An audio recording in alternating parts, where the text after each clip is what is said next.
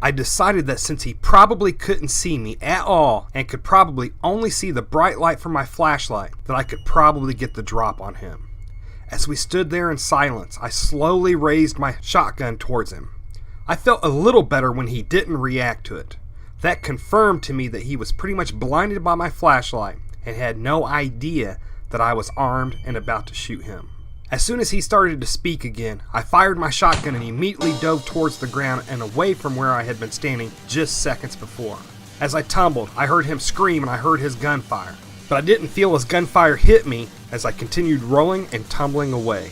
As soon as I came to a stop and caught my bearings, I didn't see the guy. It was hard to hear with my own panting. My heart was racing and my vision was constricted to the area where I just last saw him. As I scrambled for my flashlight, I heard the handheld radio start crackling. Our patrol unit was somewhere on the property, and I could hear them yelling over the radio that they were heading my direction. My hands were still trembling as I brought my radio up and keyed up to let them know that I had just shot somebody by the chicken coop. While I was keying up, I spotted the bad guy lying on the ground just a few yards away. He was doing a little gurgling and a few gasps of breaths every few seconds. But I'd seen this before during my days on the police department. It was obvious his gunshot wound was fatal, and he was only moments away from dying. A few moments later, the patrol team came running up to my location. I told them what had happened, and that I'd found him in the chicken coop and that he had a gun. Now we couldn't figure out what to do with his body. Should we just bury him and not tell anybody? Should we notify the law enforcement that was still left around this area? Would he have friends or family that knew he would be here? Did he have somebody in a car nearby waiting on him? Would we suffer any repercussions from this? We eventually decided just to bury his body and keep the incident quiet. Guns and ammo were scarce now, and we didn't want to risk losing any of them to law enforcement that may confiscate them.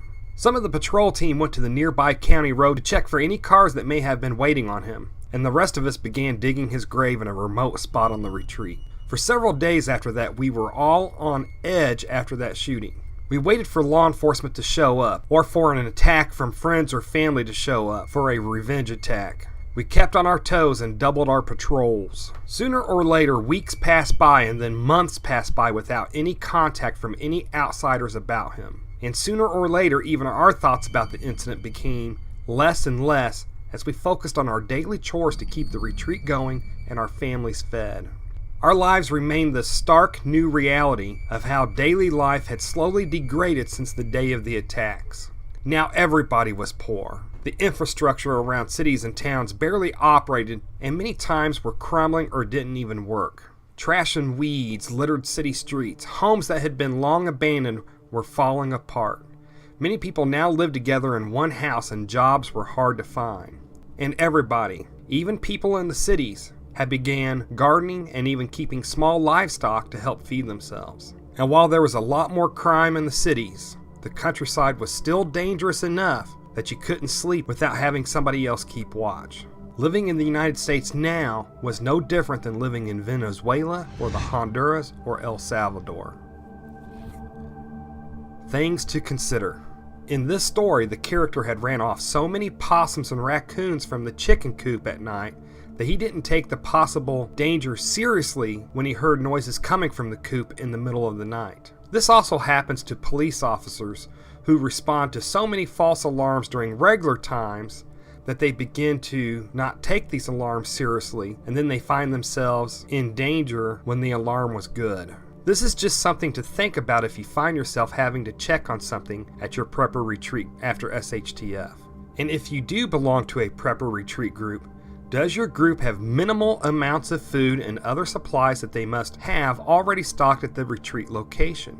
And do you practice shooting and movement? If you exchange gunfire with a bad guy, he will shoot towards the last location that his mind comprehended that you were at. So by moving, you may make yourself a much harder target to hit. The character in this story shot the criminal when the bad guy began to speak.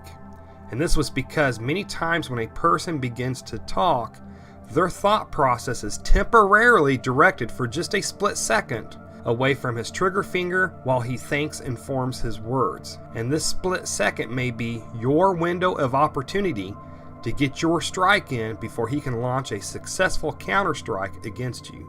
And do you practice radio communications regularly with your prepper group?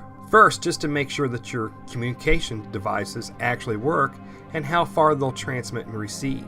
But also because others won't know what actually happened until you actually broadcast it over the radio. One of the designs of the radio is so that a person can transmit information to somebody else that isn't close enough to see for themselves what is happening. So we have to remember to relay important information over the radio.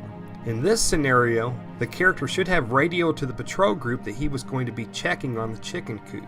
Also, this character had the luxury of having a patrol group that could have assisted him in checking that chicken coop when he went to go check it out. If you ever find yourself living in dangerous times, remember that utilizing backup and radio communications can greatly enhance your chances of coming out of a dangerous situation alive. And do you have early warning devices that you can plant on your retreat that would warn you of intruders? And does your retreat group practice patrols? Do you learn about possible ambushes and basic battle tactics?